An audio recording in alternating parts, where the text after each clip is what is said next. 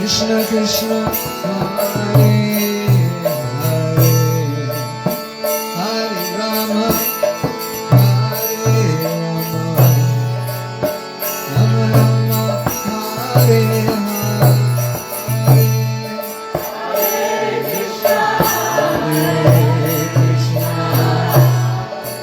Krishna Krishna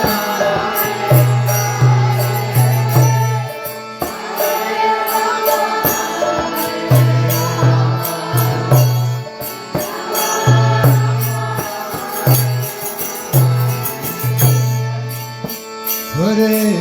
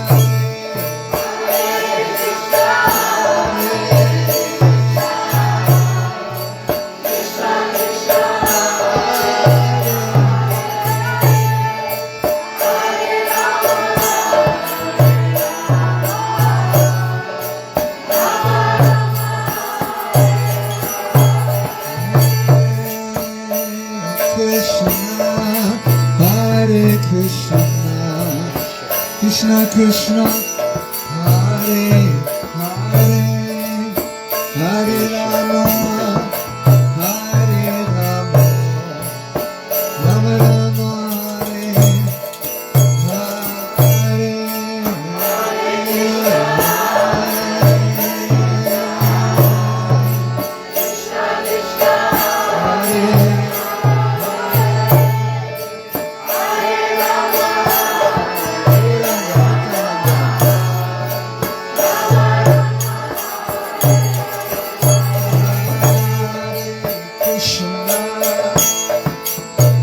Hare Krishna Krishna Hare Hare Hare Rama Hare Rama Rama Rama Hare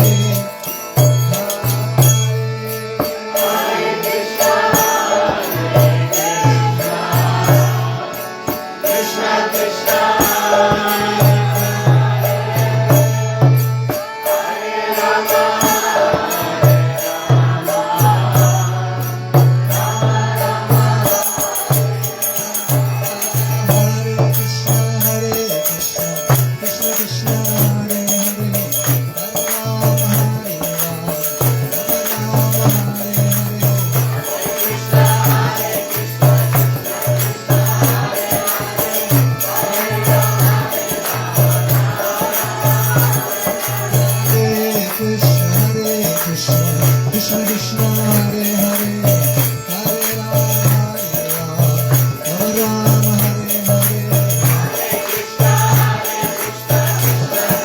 Hare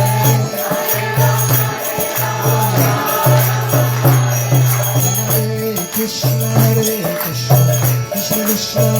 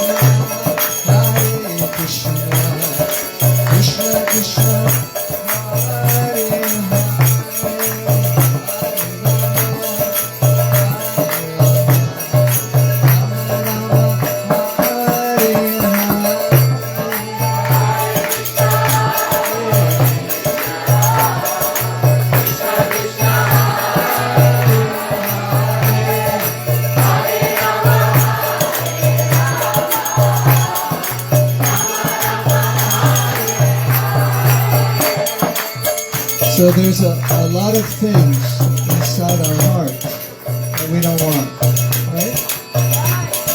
If you could just get rid of all your lust and anger and greed and resentment and envy and jealousy, wouldn't that be nice?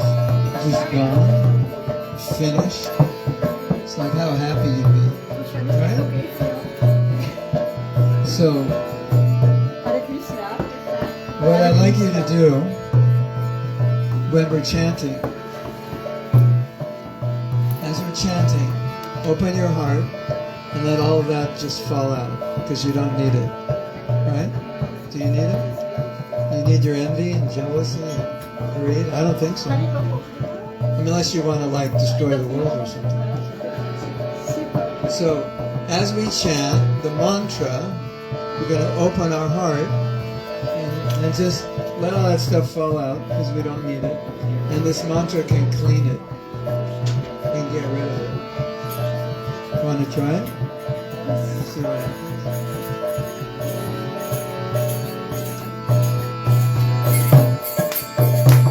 Hare Krishna, Hare Krishna, Krishna Krishna, Hare Hare, Hare Rama, Hare Rama, Rama Rama, Hare Hare, Hare Krishna, Hare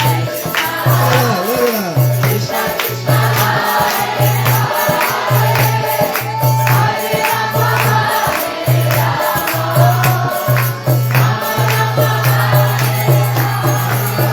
Hare Krishna, Hare Krishna, Krishna Krishna, Hare Hare, Hare Rama, Hare Rama, Rama Rama, Hare Hare,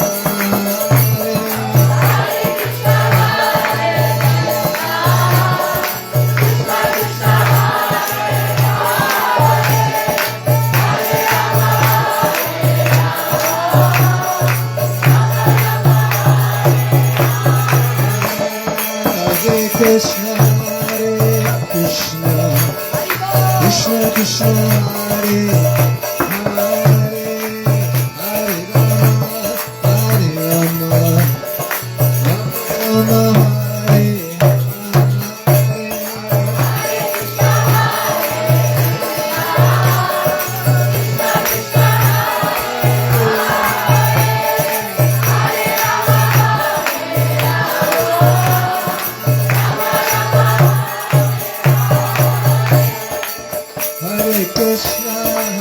Krishna, Krishna Krishna, Hare Hare, Hare Rama, Hare Rama, Rama Rama, Hare Hare, Hare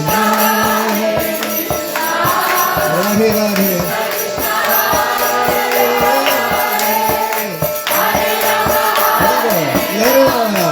Everyone together, one more time. Hare Krishna, Krishna Krishna, Hare Hare, Hare Rama. Again, a little louder. Hare Krishna, Krishna Krishna, Hare Hare.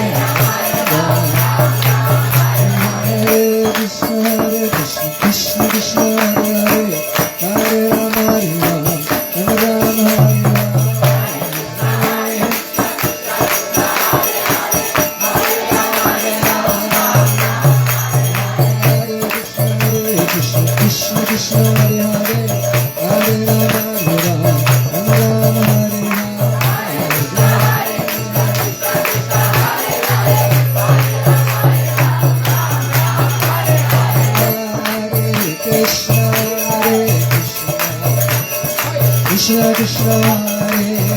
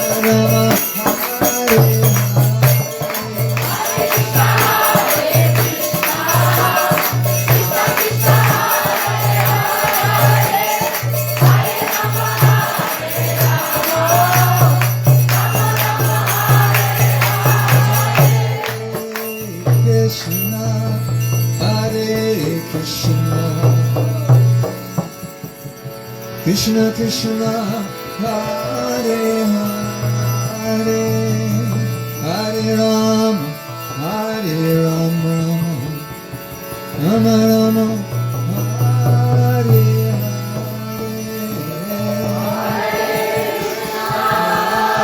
Hare Krishna, Krishna Krishna Hare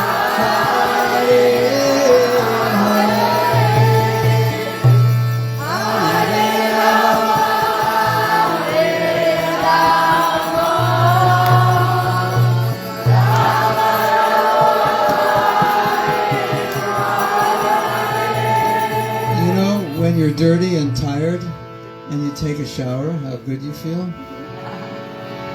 So this chanting, this mantra is said to be a bath for the soul. Oh yeah. And our souls are like dirty. And we feel, you know how you feel when you're dirty? You feel dirty, right? So our souls are dirty, and then we're bathing our souls by chanting. So we feel spiritually cleansed, yes, and awakened, yes. So let's chant one more time. If there's anything left inside, any dirt left, you know, like you're taking a shower and you look at your nails and they're like, oh, my nails are still dirty, or I missed a spot in the back of my head or something. So maybe there's a spot left. Let's see, together. Let's do it together. Hare Krishna, Hare Krishna, Krishna Krishna, Hare Hare, Hare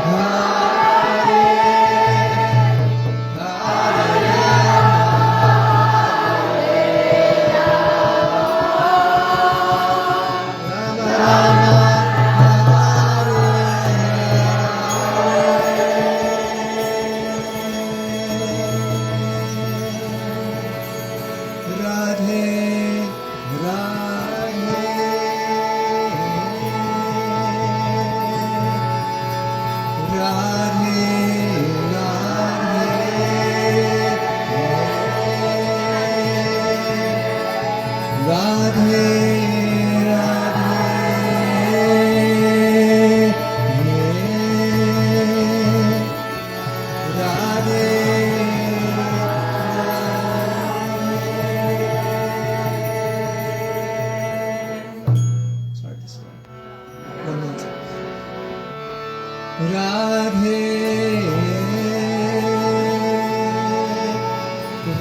Rama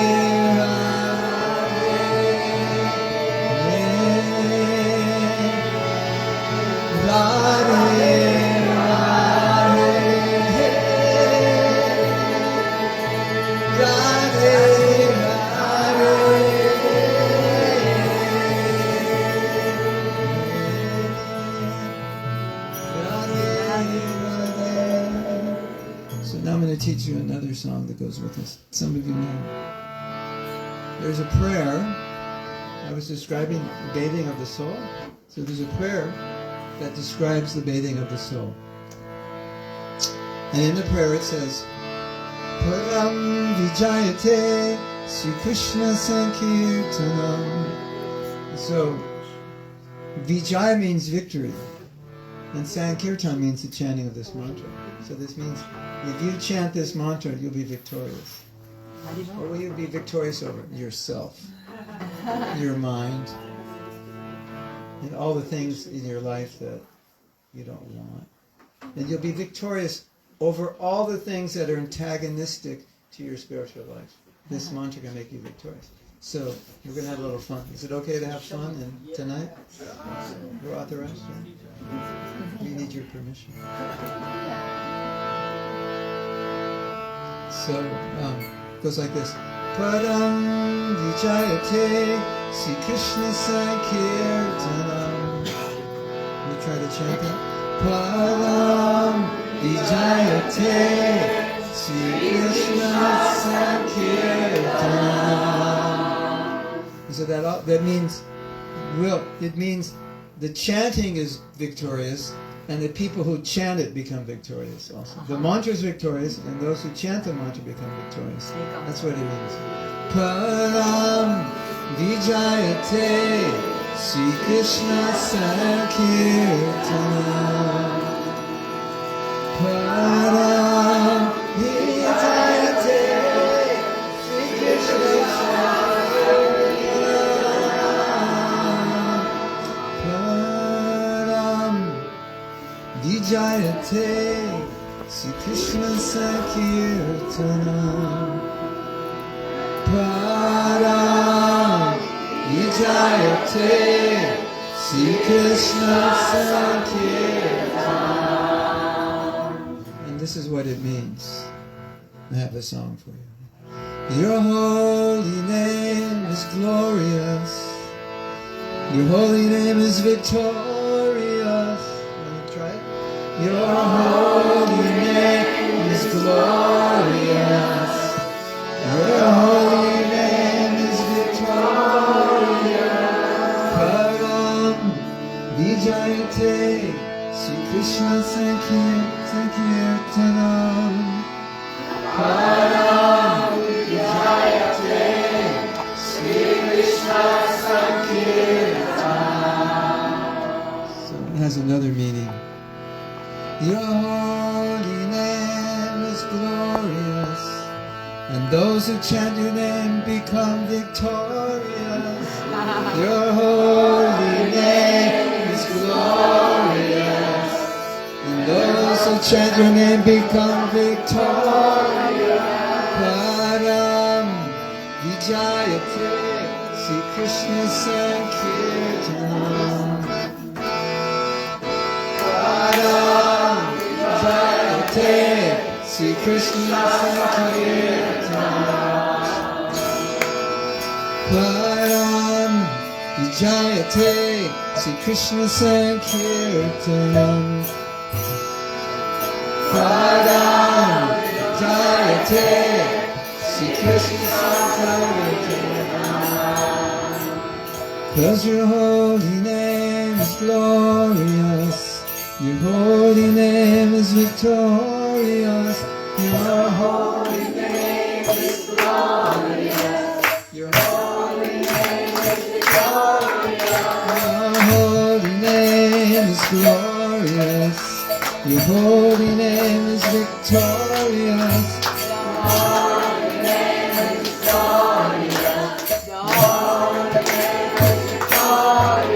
Param Vijayate Sri Krishna Sankirtanam. Param Vijayate Sri Krishna Sankirtanam. Param Vijayate Sri Krishna Sankirtanam. Param Vijayate Sri Krishna Sankirtanam.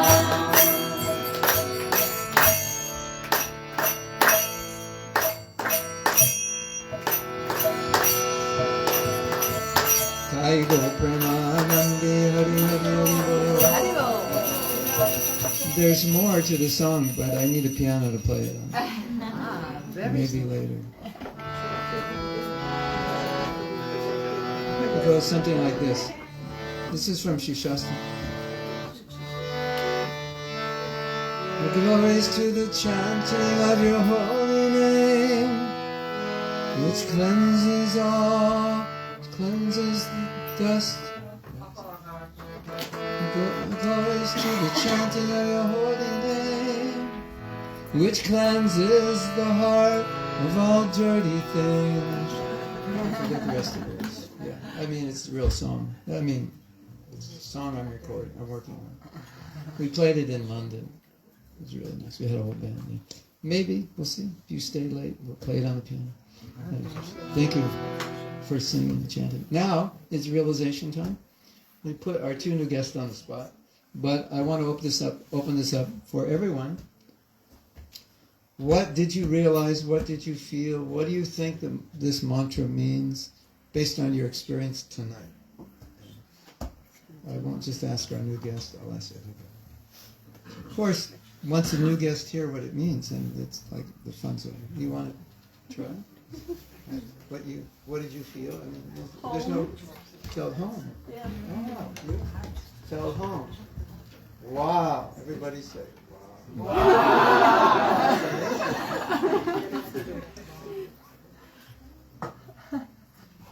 Yeah, we have a home. We have a real home.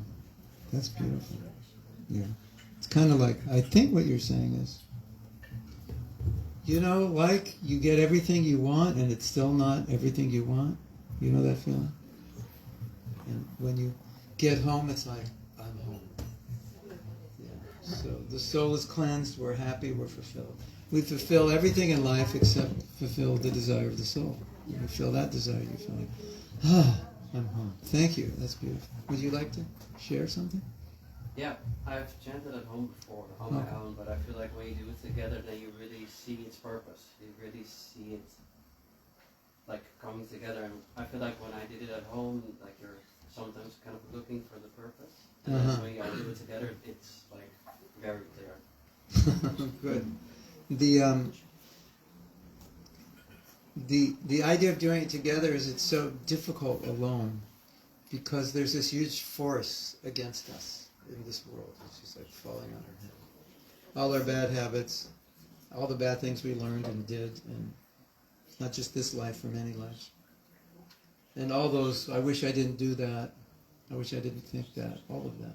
It's like this river that we're going up against the stream, and then when you're all together, we're all supporting one another. So, so nice.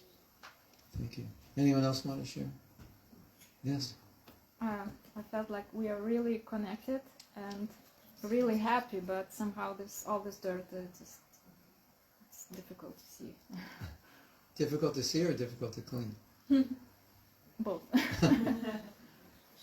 I often think, you know, like, have you ever wanted something, and as soon as you want it, you're in anxiety? You ever have that? You know, like you just bought a car or something, and then another car drives down the road. Boom! I like that car better. I want that car. As soon as you have that desire, it's like, it's so frustrating, isn't it? So, you know, I like this, whatever it is, and I want it, but I often think, I would be much happier if I didn't want it. It would just be like easier to have that desire. Right? So, I often think of my conditioning, the things that I wanted in the past that now I don't really want, but I still want, if you know what I mean. You know, like you ever want something that you don't want and not want something that you should want, that you really do want? You know that? Been there, done that, right? Or sometimes you see somebody and they have everything you want and you hate them. You know that feeling? I hate you. Why? Because you have everything I want. You make me feel like a total loser. You know that feeling. Have you ever had that feeling? Yeah. You know, it's like they didn't tell us when we were born that, you know, part of the program is you're going to feel this way in this world. And so we know all those feelings we don't want. You know, and what about all the attachments to things that just cause us so much frustration? I'm attached to this. I wish I could be detached. This thing or person or situation, it's causing me disruption. I wish I could just let it go. You know that feeling? Somebody bothers you and you're like, I wish I could just let it go. But I can't. And I go to bed with it, and I dream about it, and I wake up with it, and I tell everybody about it. And I can't let it go. So often, I have this thought I want to share with you. Maybe you've had it also. Often I think, wouldn't it be nice if all that dirt was just gone? Like, all those things I want that I don't really want, all those things I want I don't really need, and all that envy and jealousy, lust, anger, greed, resentment, just go down the list. Wouldn't it be nice if it was just gone? I mean, imagine how you'd feel. Wow. And then what's the next thought? Wouldn't it be nice if everyone in the world, it was gone for everybody? That would be a nice place to live, don't you think? We have a new neighborhood. If you have no lust, anger, greed, envy, resentment, you can move there. It's a very nice thing. It's very peaceful. Everybody's happy. Everybody shares. Nobody's jealous. Wow, would you like to move there? Yeah? There is a neighborhood like that. Did you know that? But the only way you can go there is you have to be free of those things. So that's the spiritual world is like that. But I find it such an empowering thought to think about what you really want that you don't want, and think about what you want that you really don't want, and try to like get it balanced. Like, wow, wouldn't it be great if all those things I want that I don't really want, I didn't want, and all the things that I should want that I don't want, I would want. Wouldn't that be nice? Then I would be like in complete integrity with who I am as a spiritual being. And so when we're chanting, actually that's what we're trying to make happen, or is happening slowly. It's like things are like out of focus. It's like a camera, and as we chant, it kind of comes in focus. So we start lining up with who we are as a spiritual being, not a material being. So the problem is we want things because the body and mind want them, but we're souls, so we're not happy with them. And the worst thing is when you want it and you know it's not even going to make you happy. You have experience. You already know it. You ever had that one? What are you doing today? I'm doing this. Why? I don't know. I know it won't make me happy, but I'm just going to do it anyway. You ever done that one? That's like, as we say in America, that's the pits. You understand what that means? The pit. That's like really bad. You're like down. You're doing it and you know, I'm going to regret it. I'm going to hate myself. You ever done that one? You do it and you know, I shouldn't really do this. And then you do it anyway, and then you hate yourself for doing it. That's the pits. You say that here? That's the pits? You can say it now. I've just exported a new saying. And then you're thinking, oh my God, if I have that saying every day, I'll be saying it. It's just saying that's really bad. So, I think it's a beautiful thought. You know, when we're attached to something and it's not healthy, it's not helping us. We can think, wouldn't it be nice if it just didn't have it? It would be, right? That thing that I want, that I don't need, that drives me crazy, that I'd be happier if I didn't even want it in the first place. You know? I have many friends. They're very renounced. Very renounced. They're the happiest people on this planet, I guarantee you. The most renounced people are the happiest. Because they're free. There's nothing controls them. That in our society, we think the happiest people are the ones who have the most. But the more you have, the more you're controlled by it. The happiest people are the ones who are detached. Because they're not pushed around by anything that they don't need. Right? Yes? Yes? You agree? Disagree? Maybe? Think about it? Yeah. Anyway. Anyone else want to share something? Yes. Well, I was thinking, cleaning the soul. I feel more. I have to clean my mind and body, because how can the soul be contaminated? It is. It's not contaminated. It's like, it's kind of like those cracks on your phone. You know, when you have the glass cover and it's cracked. Your phone's not cracked, it's just the cover's cracked. So the soul's not dirty, it's just everything on top of it is dirty. So you can't see it. So just look, clean your mind, clean your heart. But the soul is suffering because it's covered. You know, you have a light and you put a black curtain over it, so there's no light. So the soul's light it's not coming out. So we feel that we feel it. It's so. Everybody has that experience. You feel like something's missing. Like you said, I feel home. It's like, oh. You know, on a hot day, you're dying of thirst, and there's a lemonade stand, ice cold lemonade, you know, the big cups, like 1 liter cups, and you drink it. What do you say when you drink it? Because you're so thirsty.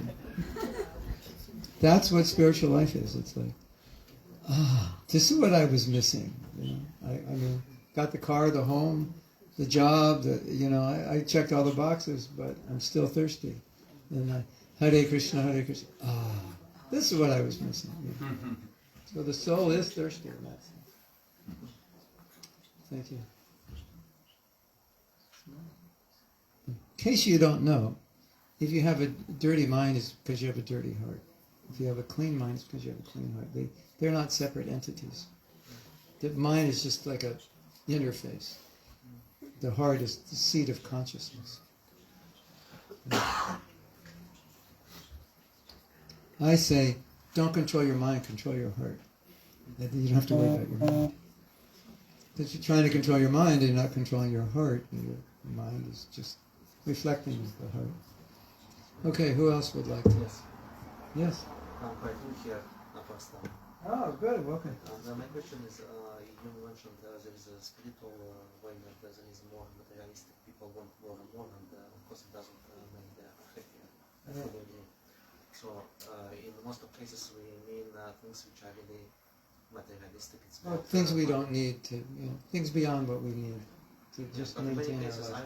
I know people, it's not about money, it's not about material things, it's about kind of, to give an example, it can be painter or writer, and it's, in most of cases, I noticed it's not about money, it's about creating something which is very essential, making something which is not material, like to paint something. Yeah, that's This it. one, this is something which is, and of course in this society there's a lot of jealousy between people and people Mm-hmm. hate each other, exactly what you mentioned, but it's not about materialistic thing. How do you explain this? Well, it depends what It's you... not spiritual. No, well, see, we define materialistic as something which is... Can you repeat the question? Oh, yeah. That's a hard question to repeat. Maybe I'll answer it, and I can answer it without repeating. Well, he's asking about, materialistic, like some people are not materialistic and they contribute, through their talents and art. But the way we define, or way in the Indian philosophy, materialistic is defined as anything which separates you from God is materialistic. Anything which brings you closer is spiritual. So it's not like this thing, this glass is material. No. Well, how do you use this glass, or the art, or the music, or anything? So you use it for something spiritual. It's spiritual. May I rephrase everything which is from your ego? It's material. materialistic. Yeah. You can be the richest man in the world, the most famous, the most talented, and it's all why are you doing it? It's like in our society, there's more focus on what you do, not why you do it. So people will respect you more because of your accomplishments than your heart. But the heart's more important than why you do it. It's also not so. Yeah. We live in a materialistic society, so materialistic values are focused on externals. Like they say, first impressions, how you look, but you get judged by how you look, isn't it? Like we got you all figured out now because of you got that shirt, that pants, that beard. Like I figured you out, isn't it? That's how people, right? The color of your skin, your accent. I'm American. I don't know if you like Americans or not, but just being American, it's like, oh, he's American. No, can I trust him? You know what I'm saying? So you can do the right thing for the wrong reason. But in materialistic culture, oh, he did this, it's good. But no, he did it to take advantage of you. But you don't know that, so it looks good. So in spiritual life, for us, in our spiritual life, everything for us is all about why we do it. Like, what's your motive? What are you doing this for? For your ego, or for God, for service? So we do it for service. The ego comes in and says, I did it for service, and now the ego comes in and says, hey everybody, did you see the service I did? Aren't I great? That's the ego. Right? So you take something pure. I chanted. Okay, that was pure. We're chanting God's name, it's pure. And I'm thinking, hey, everybody, did you see how great I chant? Then it's material. Even though it's a mantra and it's spiritual, I make it material by my ego. Yeah. Here, I have a little funny thing for you. Okay, can I do it for you? We generally, when we chant the mantra, we have this is like a melody my spiritual master brought. Hare Krishna, Krishna Krishna, Hare Hare. You've heard that? Hare Rama, Rama Rama, Hare Hare. So this is how you pollute it. You're chanting that, but this is what you're thinking in your mind. Look at me, look at me, look at me, look at me. I sing so sweetly, I'm so great, I'm so beautiful, look at me.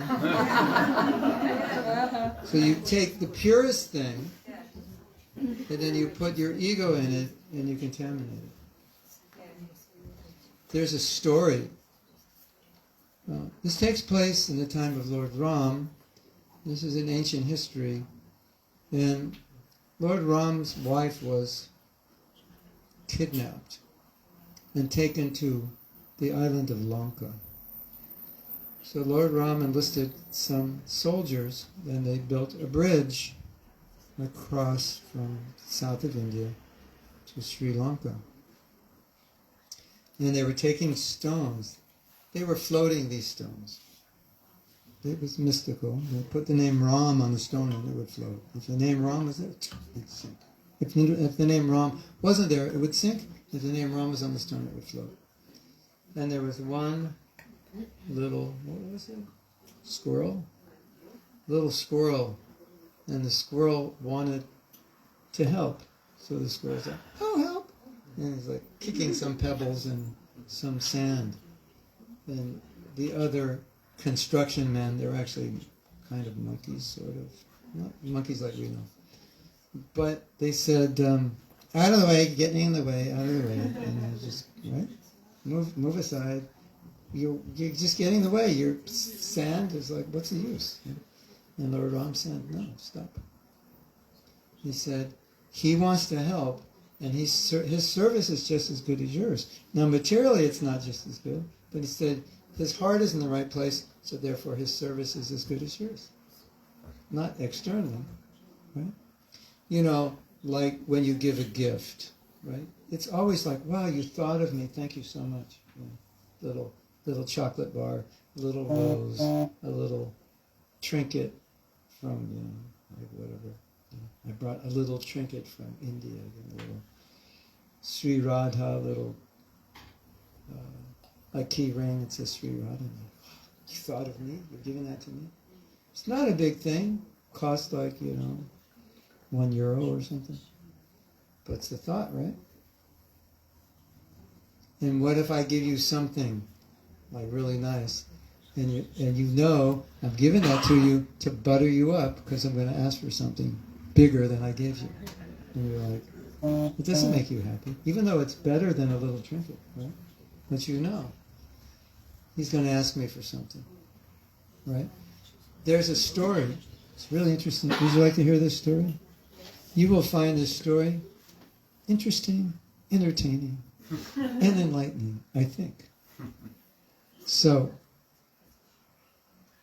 you probably know that George Harrison became very interested in Krishna consciousness. Specifically, he became interested because my spiritual master, Srila Prabhupada, when he was in New York, someone wanted to record the chanting, so they made a Hare Krishna, Hare Krishna, or something. How did it go? It was like,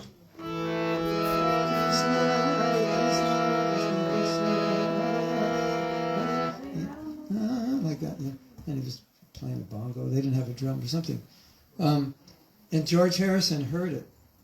That's his first connection with Krishna consciousness. And apparently he was on a yacht somewhere in wherever, Greece, off the coast of Greece or something, with John Lennon. And as the story goes, they chanted for 6 hours, the Hare Krishna mantra. So, to make a long story short, the devotees were trying to meet him, and they finally met him, and the first thing he said is, "Where were you? I've been looking for you." Yeah. So, I completely lost track of, what was I saying before that? Where am I going with this story? Who remembers? I completely spaced out. That's because I don't sleep enough. First you spoke about Ram and the service of the squirrel. Yeah. We keep thinking about ourselves when we... What? We keep thinking about ourselves when we do the service. You're chanting Oh, yeah. So, yeah, this is... So, he took a liking to the devotees. Devotees started going to his house. You know, they were like, you know, really good friends. And my spiritual master needed to publish a book. It's called the Krishna book. This is in 1969, I think. And our movement was very poor, and so he didn't have the money. It was going to be $19,000. So $19,000 in 1970 was, I don't know, what was it worth? 50,000, 100,000. And so my spiritual master Prabhupada said, why don't you ask George to publish the book? And this he was asking Shama Sundar, who was very close with George, said, I don't want to ask him because it's like, that's not good, we're just friends. You don't want to ask your friend, can you give me 19,000? Prabhupada said, no, just ask him. Anyway, it's a long story, but the point I wanted to make, the reason George didn't want to ask is because so many people make friends with wealthy people so they can later ask. And when he first asked, George's face went, whoa. It's like, oh, another person who made friends with me so they could ask. Anyway, he happily gave. It was there was an event, a mystical event happened, and he changed. But I was just making the point that, people can be very nice to you, but if it's motivated, then it's they did the right thing, so-called, with the wrong motive. So you can take something spiritual, look at me, look at me, look at me, look at me, right? And then completely contaminate it. Or you can be a squirrel and shoot some little sand in the ocean to help Ram build a bridge, which is basically useless, and Ram says, thank you, I appreciate it. So you appreciate the mood. What's the intention? Yes? Another example my spiritual master gave, he said, sometimes a child will offer something to the father. My father, he had a whole closet full of business suits. And I discovered in the pockets of his business suits, he left change. So I used to go in the closet and I was looking and I'd steal all the change. Right? So I'd take all the change, go to the store and buy him something with his own money. Right? So, and then you buy some little thing for the father and it's not even your money, it's his money. But does he appreciate it? Yeah. And it's because it's done with affection. So what can you offer God? Not really much. But if you offer your love, He accepts it. Because materially, what can you offer? What value is it? What are you going to offer Him? Like offer Him a pound of gold? Well, He makes the gold mines. So it's not like He's impressed. Right?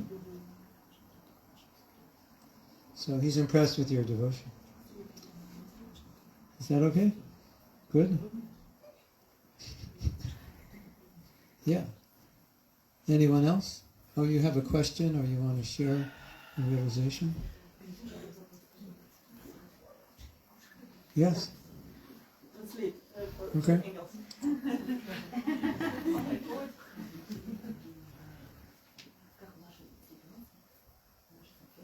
How not to lose our time? Not to lose our time? You mean waste it on... Yeah, not to waste our time. Yeah.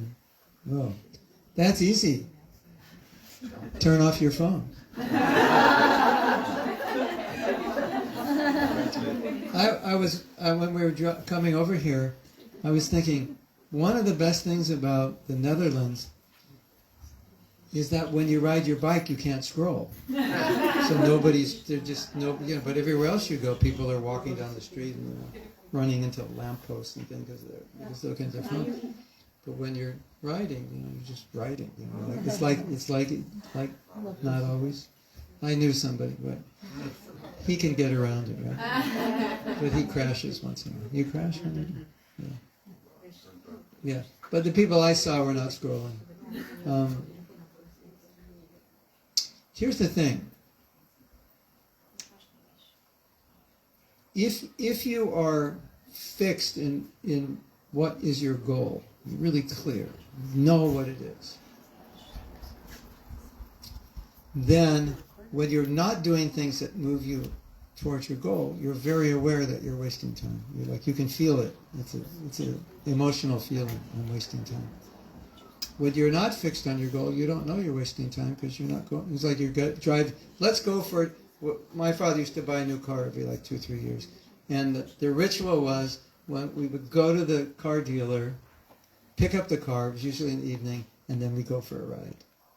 Did you ever do that? Like in the new car? Maybe that's 2 1950s for you or something. But that's what we did when I was a little kid, 50s and 60s. You get in the car, and that was a ritual. You go. Where did you go? Nowhere. You just go for a drive, wherever. So it's not like, how can you waste time when you're going nowhere? It's just, a joyride. You just, where you go, drive through the country. But when you know where you're going and you're not going there, wait a minute, we're going the wrong way. So there was a guru, not a spiritual guru, a self-development guru, and he was training a young man. And every day the young man would come to his office and he'd ask him, the first thing he would ask him when he got to his office, he said, "Did you eliminate anything from your life today?" And he meant, did you eliminate anything that wasn't essential for what you want to achieve in life? And the more you can eliminate what's not essential from your life, the better. But if you don't know where you're going, you can't do that because you don't know what's getting in the way because you don't know where you're going. Right? I mean, you could say I know where I'm going, but it has to be in the forefront. So most of us here are practicing spiritual life, so that's our primary goal. So anything that's not bringing us closer is wasting time, and we know that. Now, here's another thought. To become spiritually perfect is not easy, right? We know that. If you don't try to become spiritually perfect, you won't know it's difficult. But when anything you try to perfect, you realize it's difficult. When you try to just kind of do it, it's like, I can do that. Here, I can play this. That's easy. I can play it. But when you want to perfect it, that's difficult. So, if in this life you want to become self-realized, God-realized, perfect, devotee, pure, you have a realization, this life's not long enough. I don't have enough time to do it. It's too difficult. Isn't it? Like you think, wow, if I were to die in the next year, I don't know. I need more time. Right? Then you get my age and you think, if I were to die in the next year, I need more time. And then you get 80 and 90 and, I need more time. Right? So, if you think like that, then how can you waste time? Because you don't have enough to waste, right? It's like, you're going to go out, and spend more money than you have? No. It's like, I only have this much money. I can't spend it all. So we can't spend all our time, and then there's no time left in it. Here's another thought. I think like this a lot. And I don't want to depress you all, but I'm going to. But it'll help you. Please excuse me. Forgive me for depressing you. But you don't want to be sitting at the end of your life lamenting about what you should have done. Right? So I think that would be the most miserable feeling any human being could ever have. And probably the most miserable way to die. I should have done this. I shouldn't have wasted my time. I promised myself I would have done this, but I didn't. You don't want to end up like that.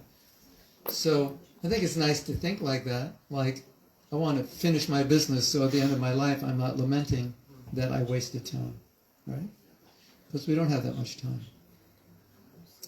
You chant every day. You do your spiritual practice. We don't have time to not do it well. Like, it's not good today, I'll do it tomorrow. No, we don't have time. Right?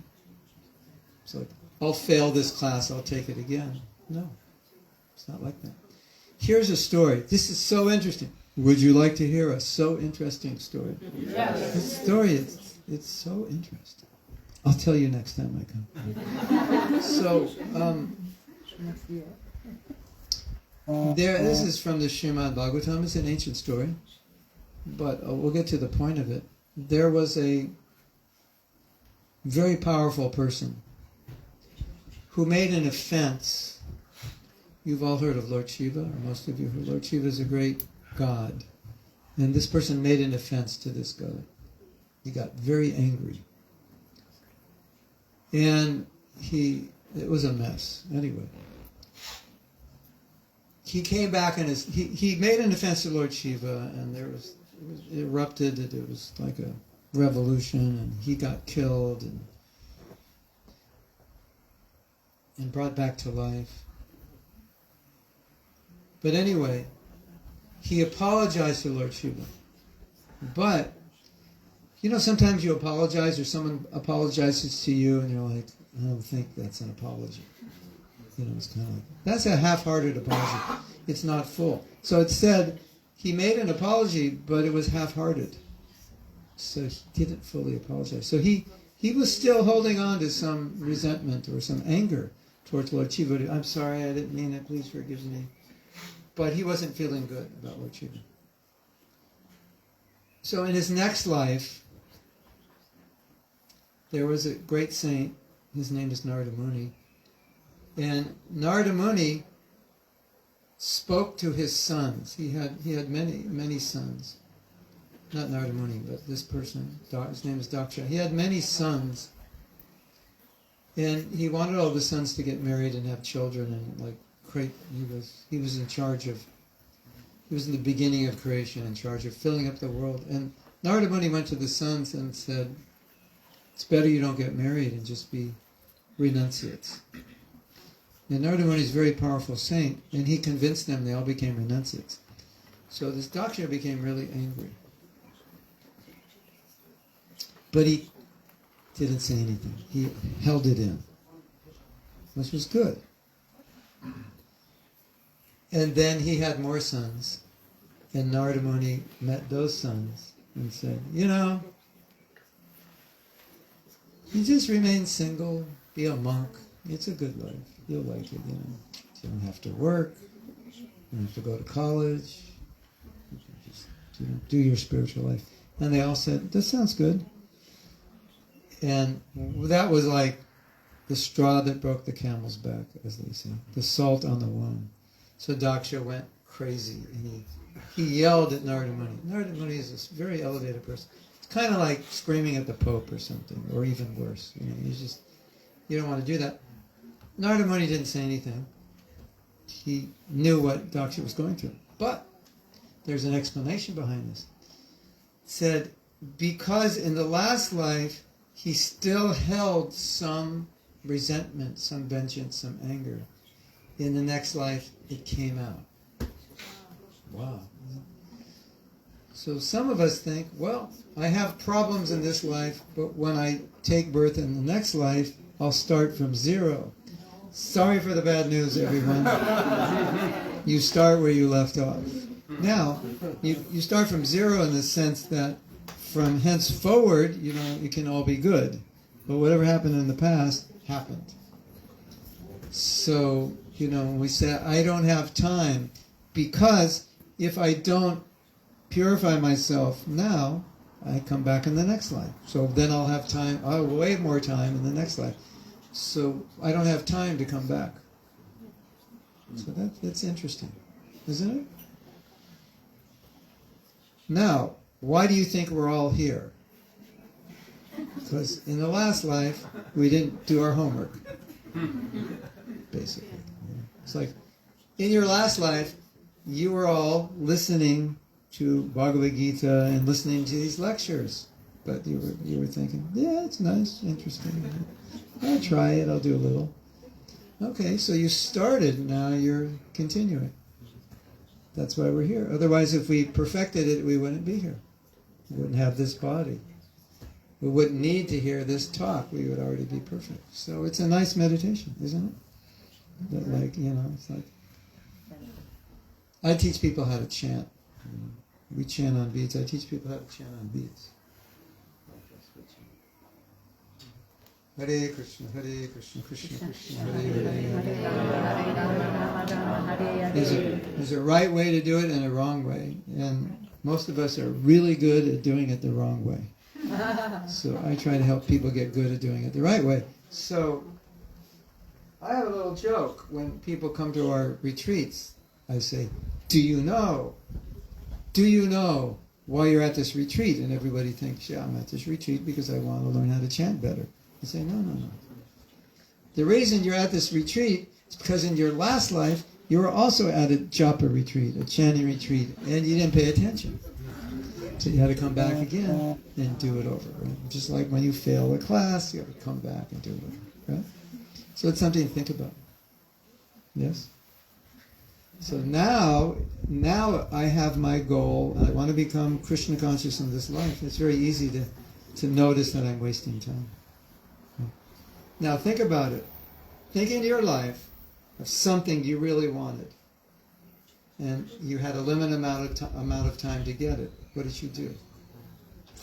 Focused. They say the day before you leave to go on a vacation, you get in one day the same amount of work you get done in a week. You get in one day. I can swear by that because I travel like every month. Oh my gosh! All those things that I procrastinated on, they get done that last day, like in an hour. So, the more you want something, the more focused you are, and the less you waste your time. Isn't it? Yeah. So that's another answer. Just increase your desire to become Krishna conscious, and you'll naturally waste less time. Yes. Anything else?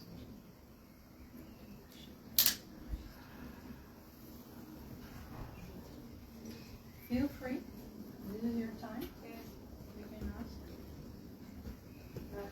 Yes. Yes, the last point you made, increase your desire. Yes. And then the next one, which I would like to add, is if you have the desire for something very serious and sincere to get it, then you put one step, that's one step for strong desire, and the Lord makes 1,000 steps. Yeah. Because we act and we do a lot of things, and sometimes you think, why did it happen? Because the desire is not so strong. If the desire is pure, sincere, and strong, you do your best, and the Lord is the rest. Yeah. Isn't it? Definitely. 100%. I say we all have a GPS inside of us. You ever get upset about why something happens? Why is this always happening to me? Because you're putting that address in your GPS. You have a GPS inside, that's called Paramatma. Atma means the soul, Para means supreme. God is within all of us, divine, or whatever you want to call him or her, or how you look at it. But when you get an idea, creativity, like, boom, where did it come from? From him. You're getting guidance. This idea. You get intelligence. I think I should do this. Yeah, that's a good idea. He's guiding us. So if you put an address in the GPS and then the GPS takes you to that address and you complain, why did you take me here? Well, that's really stupid. Right? You go to a restaurant, you order something, and they bring it to you. It's like, well, why did you bring me that? Well, that's what you ordered. So a lot of us complain about our life, but we're ordering it up. So he's guiding us. And the beauty is, he'll guide you wherever you want to go. So just put in the right address. And then sit back and you'll see guidance, inspiration, intelligence. It all comes, right? It's so easy. Yeah, we order the wrong things. Yeah. So I think that's one of the most beautiful thoughts, because if you ever feel that spiritual life is difficult, you don't have to worry, because if you just put in the right address, you'll get guided, you'll get there. He'll get you there somehow. Yeah, it's like we're putting in the wrong address, or we're putting in no address. I just got a letter from someone. It's a very interesting letter, because her present situation, what she described, is exactly what she's described last year and the year before and the year before. This is just a repeat. Right? It's the same address. So she's putting in the same address, and she's, it's like, if your life just keeps going around in circles and the same problems, it's the same address. You have to change the address. And then Krishna will guide you to the new address.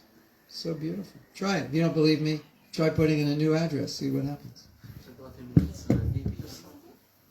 I translate to more daily life of most of people. Try to be yourself. And don't run to the others. Yeah, be yourself. Yeah. And understand who that self is. And our goal, here's our goal. We understand everything here God has created and He's giving us, right?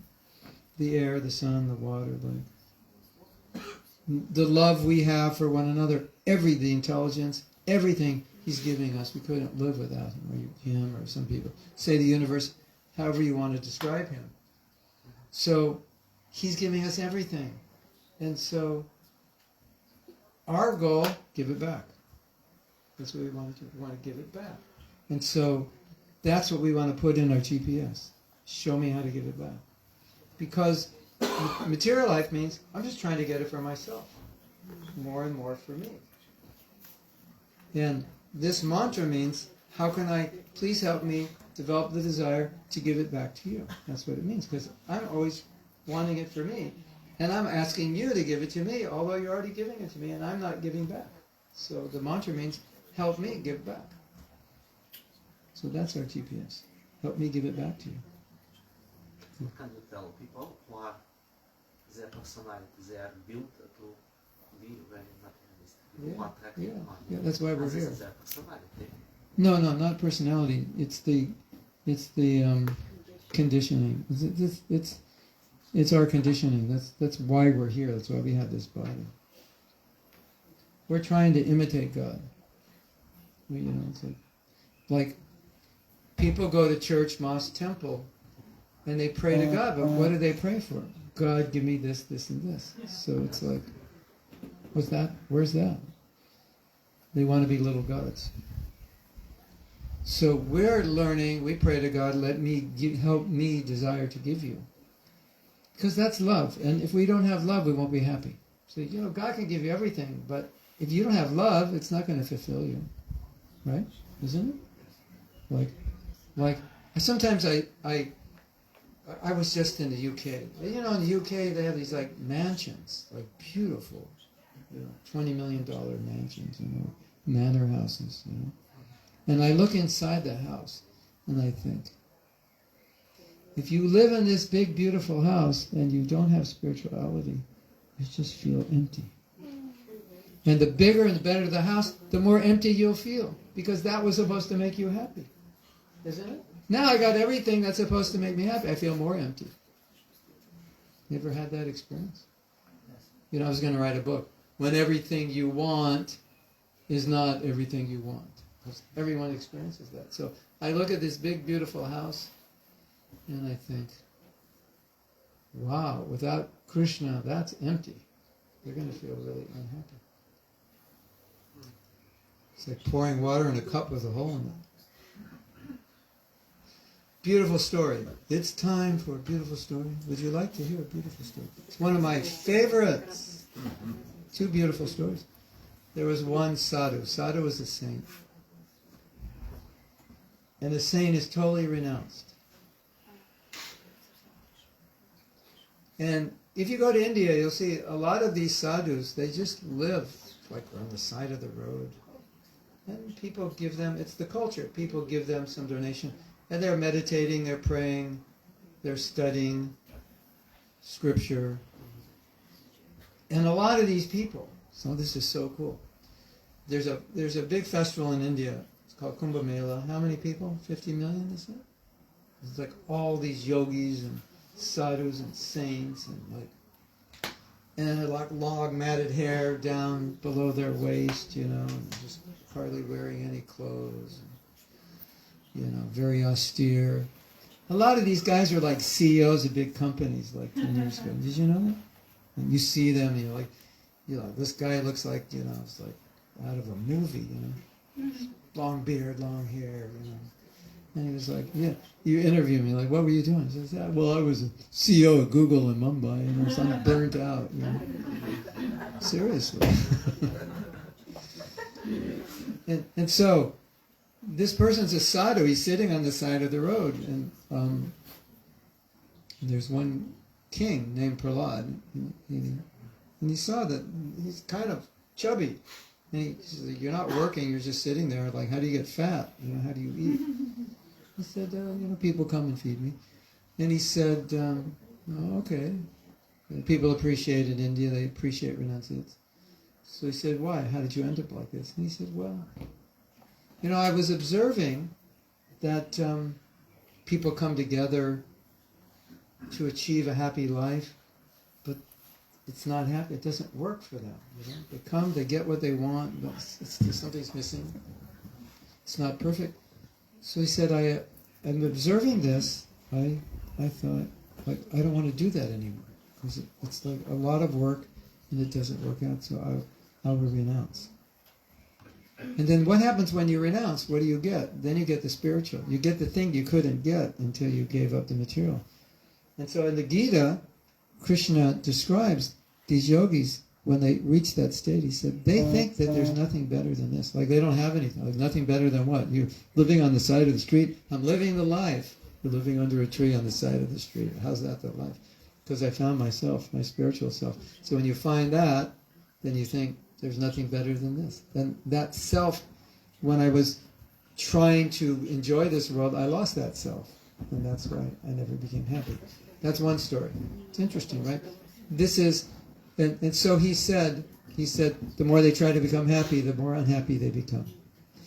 So then he said, well, here's how to become happy. It's real easy. Don't try. Because everyone's trying, and it's like they don't know how to do it. You ever try to do something you don't know how to do, and you're trying to fix something you don't know? And, my father's like, don't fix it. Let me try. Don't touch it. You'll make it worse. Oh, well, let me just try it. I ruined everything I tried to fix. I ruined when I was a kid. It was like that, right? So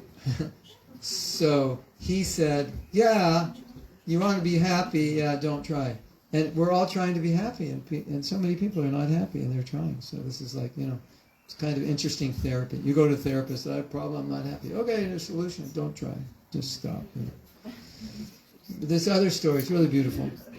This is a story of an incarnation of Krishna, that he incarnated for a reason as a midget, as a dwarf.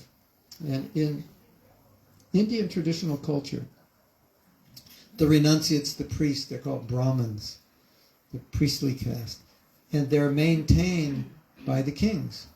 So if a priest, a Brahmin, goes to a king, the king will say, what do you want? What can I give you? Because they don't work. They don't work for money.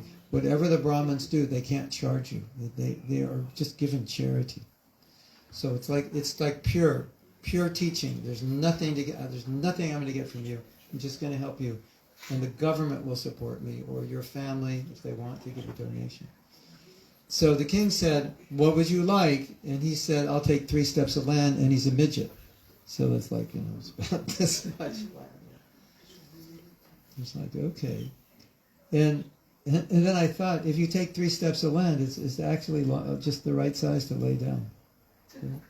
3 steps, and it's like, how much do you need? Enough to lay down. And after you lay down, you have enough to sit and eat and relax, right? If you go to the beach, 3 steps, that's all you need, right? So the king said, I'm the king. In case you didn't notice, I'm the king. I can give you way more than 3 steps. Would you like a whole kingdom? I can give you a whole kingdom. And he said something. And people are teaching this today. And he said this millions of years ago. He said, if you cannot learn to be satisfied with 3 steps of land, you could have the whole world and still not be satisfied. Isn't that beautiful? And so many people teach that now. He said, you think you'll be happy when you gain this and that. He said, learn to be happy with what you have now, because if you're not, when you get more, you'll still be dissatisfied. And that's what he said. If you can't be satisfied with 3 steps, how will you be satisfied with the whole world? It's beautiful, isn't it? Yeah. Hare Krishna. So, Nothing wrong with having. It's all in how it's used and how you think about it. Yes? Yes, sir. Thank you so much, Maharaj. Maharaj, yesterday in the session you were mentioning that 16 rounds is sort of you compared with the amount of time which we discuss Krishna and not necessarily Yeah. explain itself. Yes. Does it then mean that we could also perhaps count other spiritual activities like deity worship, studying Srimad Bhagavatam, other aspects of sadhana? Is that also like that? Yeah. Like if you do spiritual activity as a ritual, you just think it's like there's a ritual, you do a ritual, and you think, bingo, you've done the ritual, and like something's going to fall from the sky. Mystical, isn't it? Like, you go to India and they're throwing rice here and throwing water there, doing this, doing that, spinning around. It's like, it's like, okay, I'm good for the day, nothing bad's going to happen. Isn't it? Something like that. Like I call in India, going to the temple is like, well, you don't have to buy insurance. You just go to the temple. It's like an insurance policy. God will protect you. Isn't it? Something like that. So that's not spiritual life. I mean, that's there, but that's not the point of going to the temple. The point of going to the temple is that you spend time with God and get purified. So that's it. In any way, shape, or form that you can do it.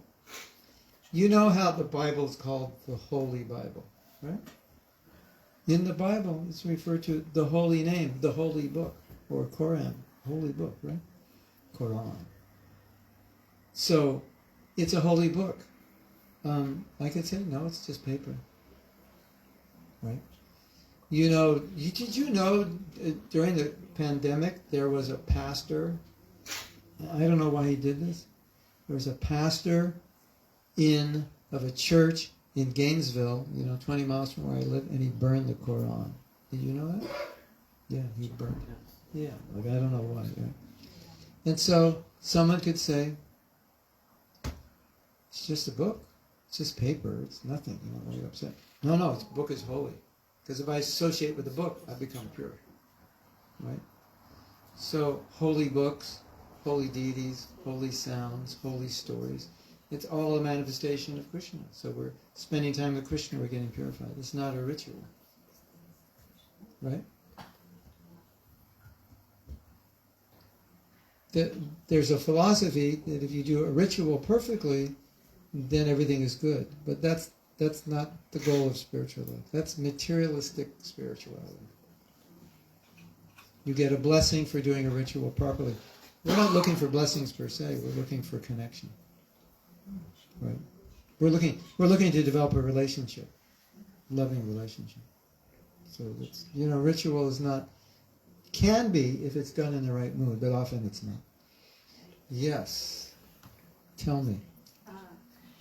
In the beginning you said we want to get free of anger, greed, lust, that's the ultimate goal. Etc.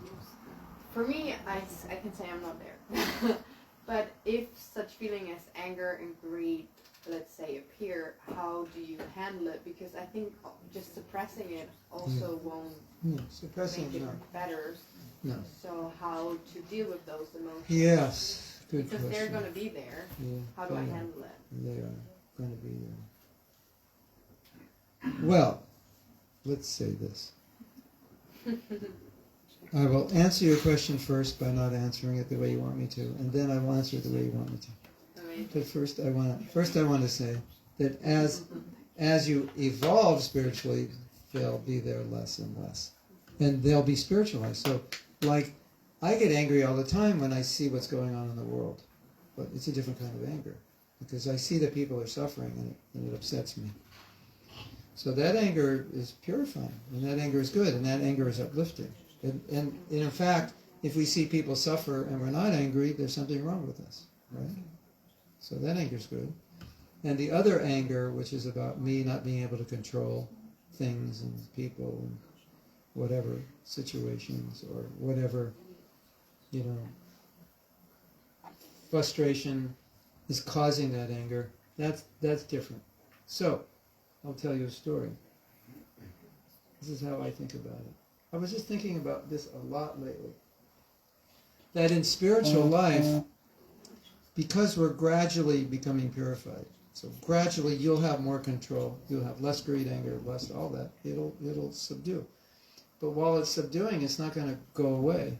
But what's going to happen as you evolve spiritually is your level, your ability to tolerate it, so it doesn't disturb your life, will get stronger.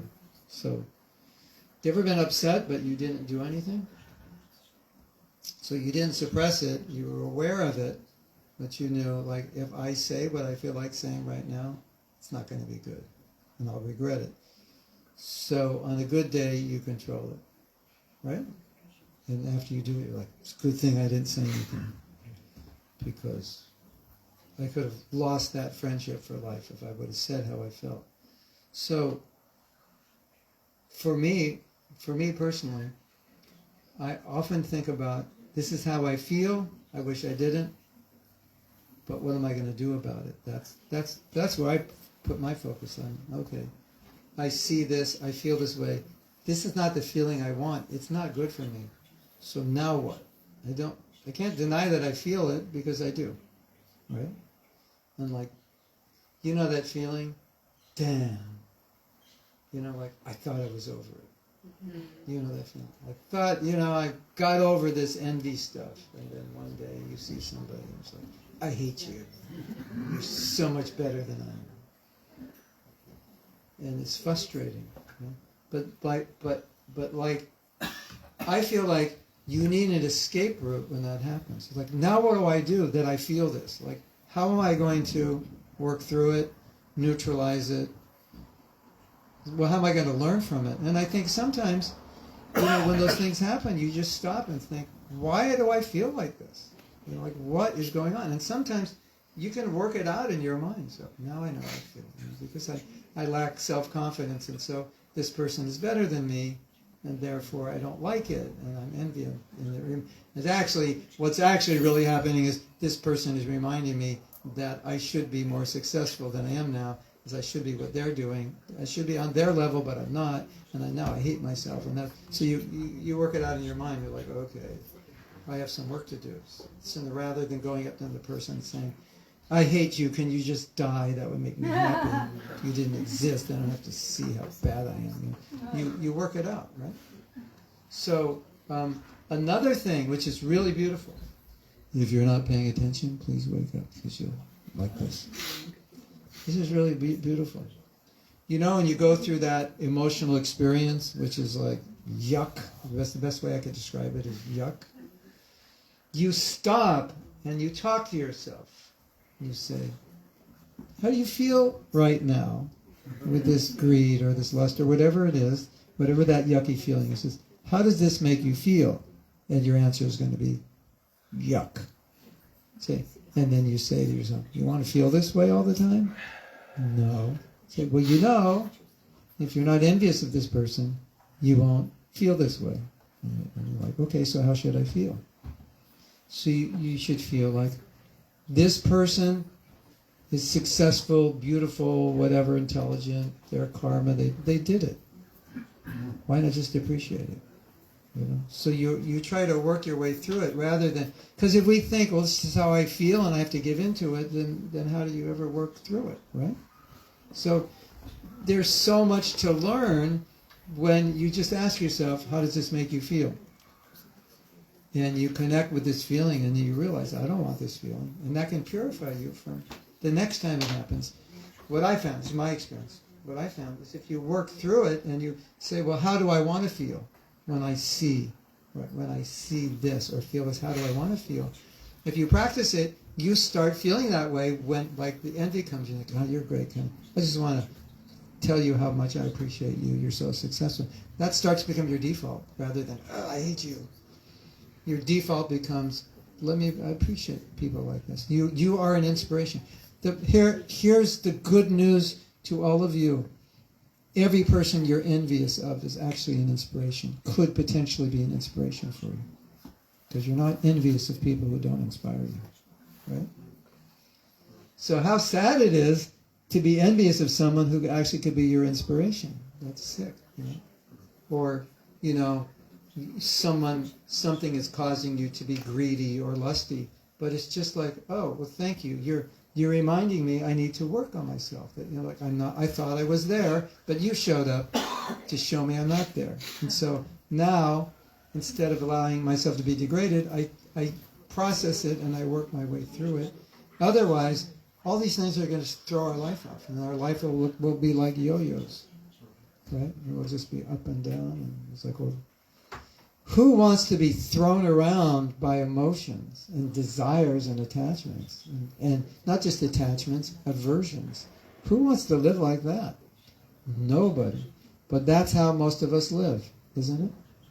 Look at your life. Think about your life. Drawn to what you're attracted. Disturbed by what upsets you. And I want this. I don't want that. You know, it's like, well, wouldn't it be nice to be free from that? So when it happens, you stop and you start talking to yourself. You go, okay, what's going on here? How do you feel? What do you want to do about it? And sometimes the only answer that's going to come first is just tolerate. I have to learn how to tolerate more. Yeah, this is, why do I feel this way? Because this is the kind of person I am at this stage in my life, in my consciousness. This is how I feel in this situation. You know, it's like I go into the mall and I want to buy everything that I don't need.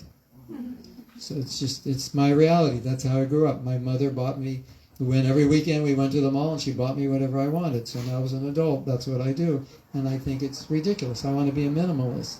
And my house looks like a museum. And I hate it, you know. So next time I'm in the mall, what am I going to do? Tolerate. I'm just going to be tolerant. Sometimes that's all. Yes? Yes, thank you. So yes, this tolerance, we have to tolerate much, much more. But I was just realizing that there's also another aspect which I really like, and that is, it's also the focus, isn't it? We tend so much to focus on the faults, only on the negative. Even your boss will not give you compliments, but you did, or your friends, this was wrong and this is not good.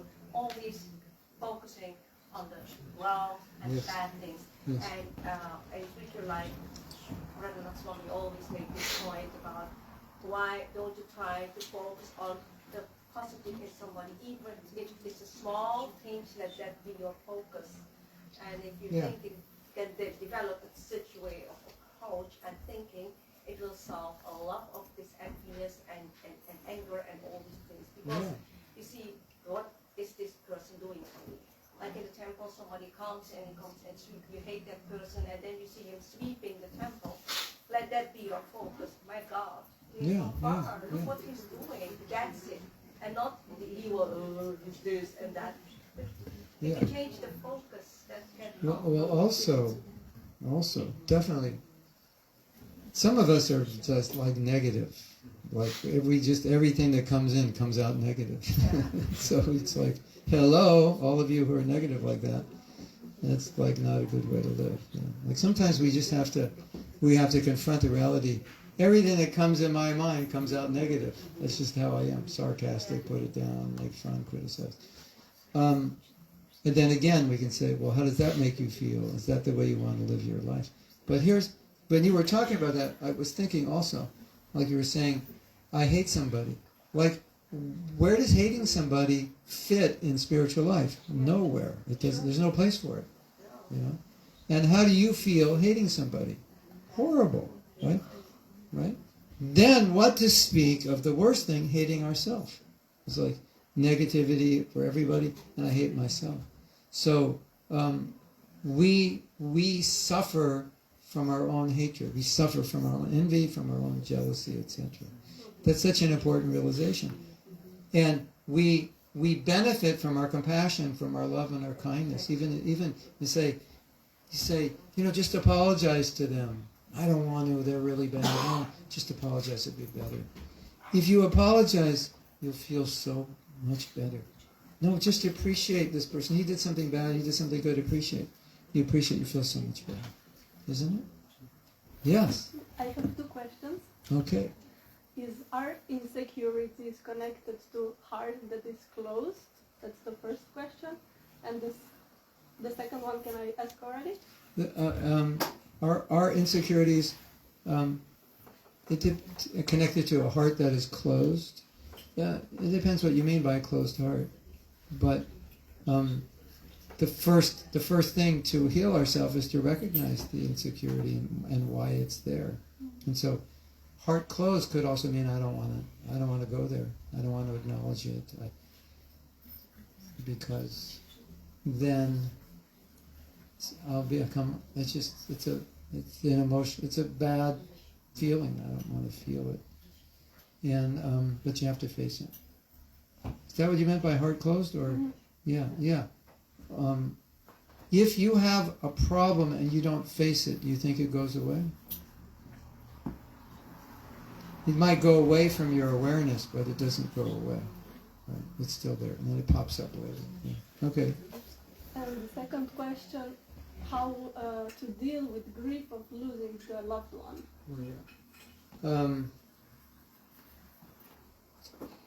We should learn from our emotions. I think the worst thing is when you're suffering to pretend you're not suffering. To be stoic and I'm going to face it, when actually you are. So sometimes you have to go fully into the emotion and through it, but you can benefit from it. There's always lessons in emotions, right? And so, what can you learn from it? Sometimes we place high demands on ourselves or society. Just be strong. You shouldn't feel bad. But that's like sometimes the worst thing when you lose somebody, to not grieve fully, because grieving is usually how you get through it, isn't it? And it's part of the process of life. Here's an interesting thought. In our teaching, we say that everything in life you're going to be tested on when you die. All your spirituality will be tested, because that's going to be the time when it's the most difficult. So life is a practice of going through difficulties in preparation for that final difficulty. And so, we lose somebody, but when you die, you're going to lose everybody. So if you can hardly make it through one, how are you make it at the end? So if you can process that grief in a way that you can maintain some sanity and stability and move forward in your life, then at the end, you're ready. I'll end, it's getting late, I'll end with a thought. This is so beautiful. There was a member of our movement that left this world maybe 30 years ago. And in her last week or two, she said, dying is not difficult. It's just a matter of tolerance. So she said, if you have learned to be tolerant in life, death will be easy. Wow. Because it's like there's so many things in life to tolerate we don't want to tolerate, but death is going to be the most difficult thing. And she was saying, if you just practice tolerance, you are good at tolerating, you will find death easy. It's not going to be difficult because you know how to tolerate. Isn't that beautiful? Yes. And so our scriptures say everything's tested to death, and so life is just a preparation for leaving in the highest spiritual consciousness. Isn't that beautiful? So everything that happens is a test. That's the way I see it. It's not that I like everything that happens, but it's like a lot of times I need those bad things, because if I don't get the test, then, I'll get knocked out when things hit me, because I didn't have any practice. So I never felt that difficulties. Well, I mean, I don't like difficulties. None of us do. But after going through so many difficulties, when they happen, I just think, okay, this is, another medal I can get on my shirt for going through this one, and at the end of my life, I'll have a lot of medals. So I'll be ready for the big battle at the end, That's just how I see it. And every time you go through it, here's the beauty. Every time you go through one of those difficulties, the next one's easier. And every time you run away from the difficulty, the next one's harder, isn't it? So I think, when there's a difficulty, it's like, okay, there's another one, let's go. But they're always easier the second, third, fourth time. Okay, so we should stop and chant a little bit, and then I think we'll have prasadam, is that it? Yes. Yeah, okay. If somebody is getting late to go, prasadam is already ready. Not this 10 minutes. Yeah. If you have to go now, that's fine. We'll still feed you.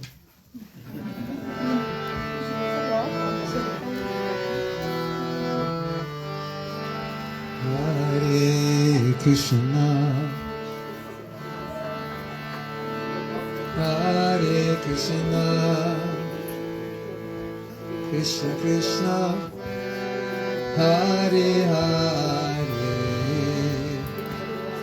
Hare Rama, Hare Rama, Rama Rama, Hare Hare, Hare Krishna, Hare Krishna, Krishna Krishna, Hare Hare, Hare Rama, Hare Rama, Rama Rama, Hare Hare, Hare Krishna, Hare Krishna, Krishna Krishna, Hare Hare, Hare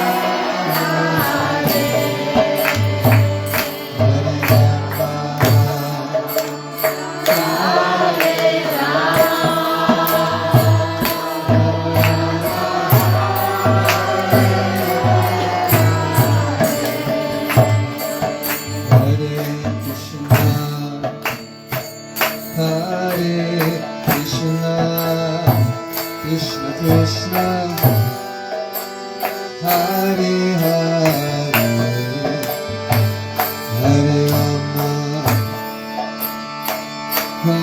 Hare Rama, Rama Rama, Hare Hare,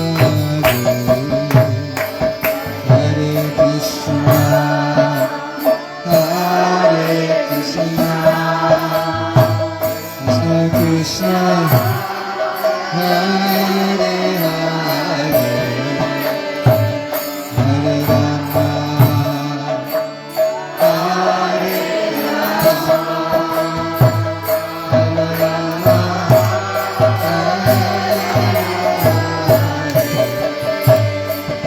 Hare Krishna, Hare Krishna, Krishna Krishna,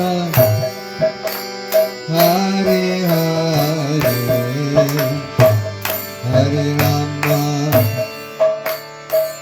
Hare Rama, Rama Rama, Hare Hare, Hare Krishna, Hare Krishna, Krishna Krishna, Hare Hare, Hare Rama,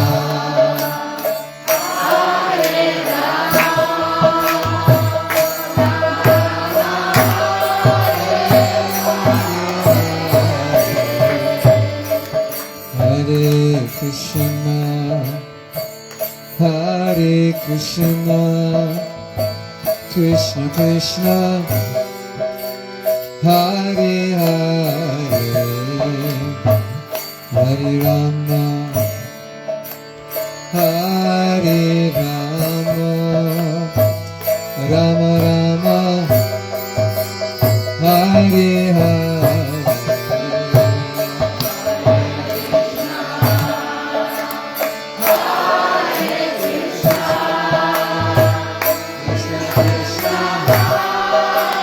Hare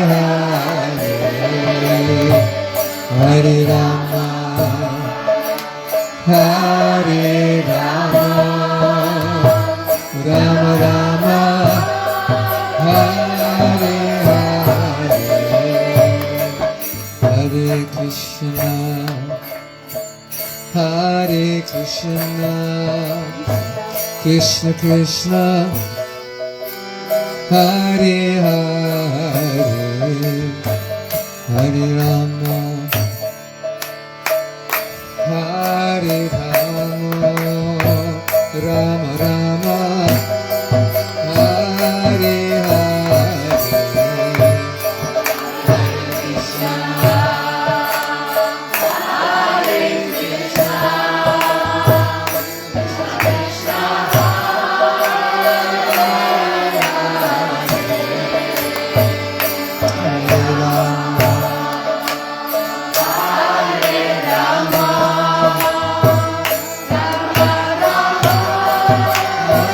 everyone, together, a little louder. Hare Krishna, open your heart. Hare Krishna, Krishna Krishna, Hare Hare, Hare Rama, Hare Rama, Rama Rama,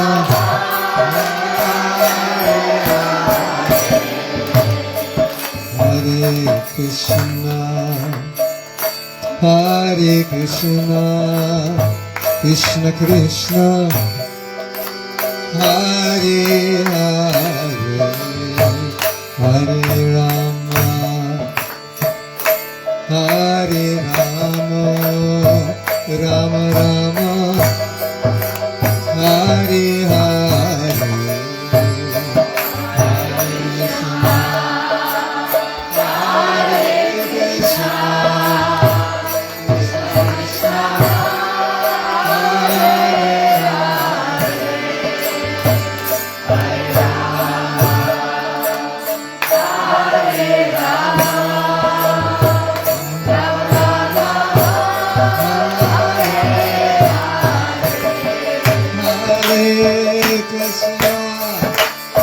Hare Krishna, Krishna Krishna, Hare Hare, Hare Rama, Hare Rama, Rama Rama, Hare Hare.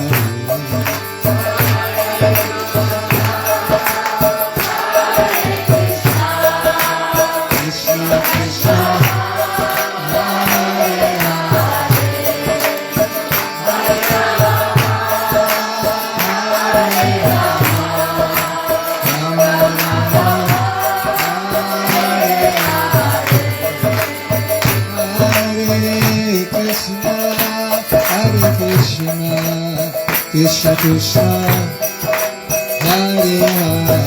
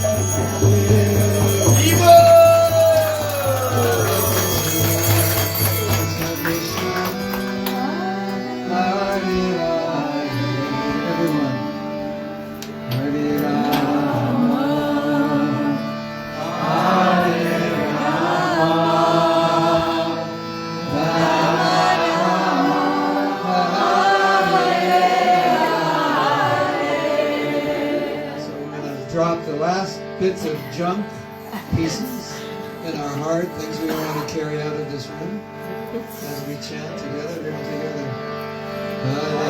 Hare Krishna, Hare Krishna, Krishna Krishna,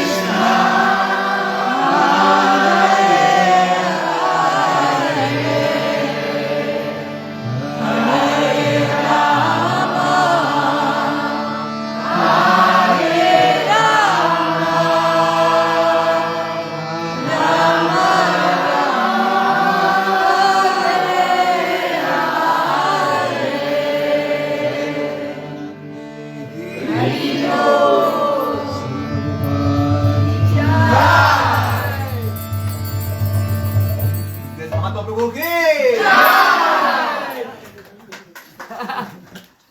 Hare Krishna. Hare Krishna. Little louder maybe. Hare Krishna. Let's do it together, all of us. Full mantra.